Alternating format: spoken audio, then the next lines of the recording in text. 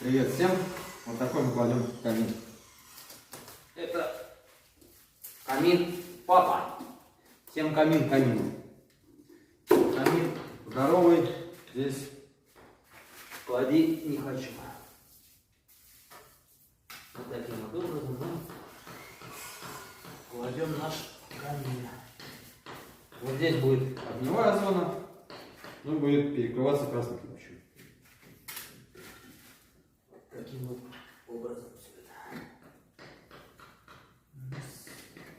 это. Кладем на глину.